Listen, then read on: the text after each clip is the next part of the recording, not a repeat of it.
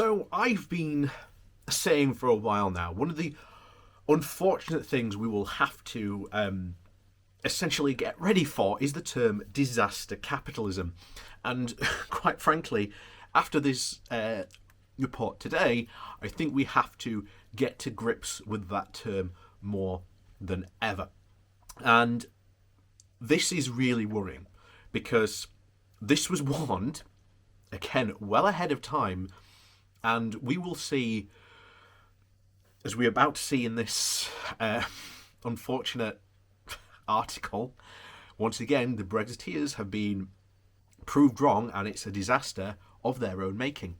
In fact, if this article does continue and this unfortunate trend does continue, as it has been for the first 2 months of this year, we have broken all records with British businesses being sold to overseas companies and owners for the tune of over £20 billion. Yeah. That is a whole new level of records, and that was just the first 2 months of the year. Essentially, Boris Johnson, the Tory government, and the Brexiteers, because of Brexit, have essentially created a Brexit fire sale. Everything's for sale, and this is not going to be good for us in the long term. So, before we jump into today's article, please do remember to hit that like and share button. Also, down below, there is a link to my Patreon page and a one-off donation link called Buy Me a Coffee, where you can, well, buy me a coffee. And thank you to all those people who do support me that way. So, let's jump into the article. Today's article comes from the Financial Times, and the title is UK PLC up for sale as overseas buyers eye bargains. When Boris Johnson last year proclaimed that Britain would make it easier than ever for the world to benefit from what we have to offer, he would not have expected to be taken quite so literally by overseas corporate raiders. Over the past 2 months after Brexit, the value of British businesses sold to overseas buyers is the highest on record for that period, at close to 20 billion, according to Renovix. This comes on top of the 810 inbound deals with a combined value of 137 billion during the second half of 2020. Another record making for the UK, the most popular destination for cross-border investment after the US. The UK is likely to lose some of its best-known companies as a result. Insurancer RSA's 300-year history in Britain looks set to end in a 7.2 billion takeover from overseas rivals.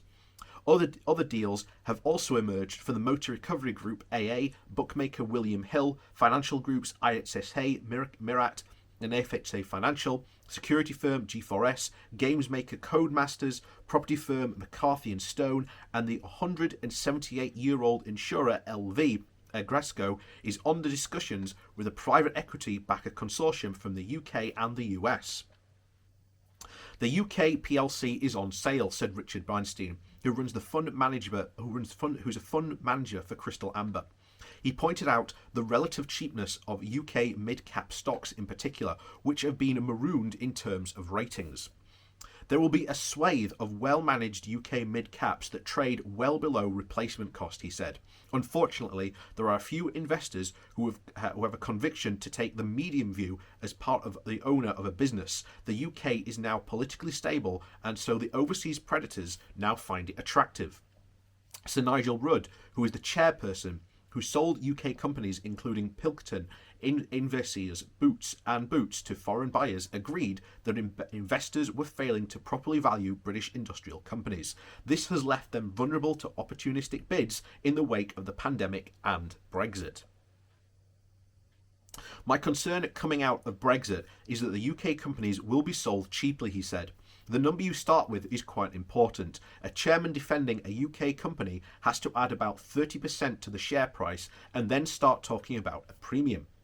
US investors were prepared to see companies take on debt to grow, whereas UK fund managers were now saying that they were really worried about the level of debt that we have, he added.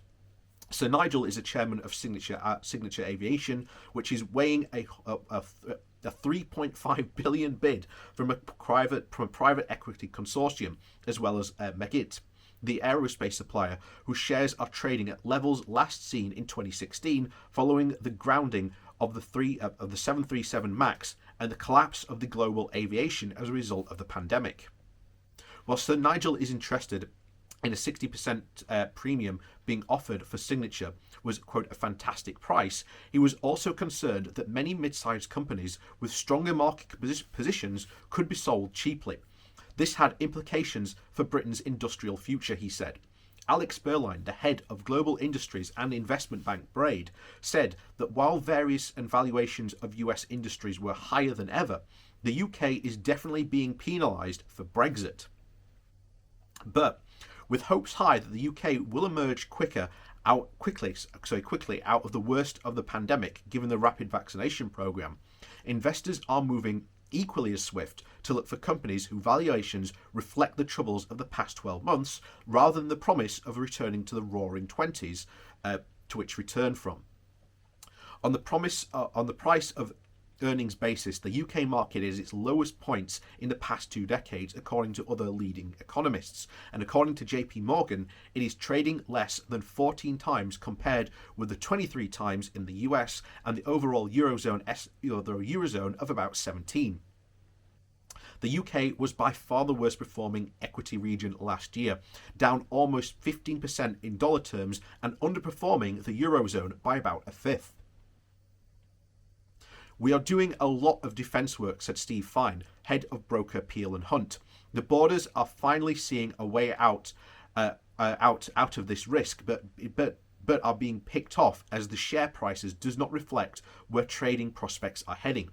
David Lomer, the head of the UK investment bank JP Morgan, agreed that the end of the Brexit uncertainty, combined with optimism over the end of the pandemic, had led to an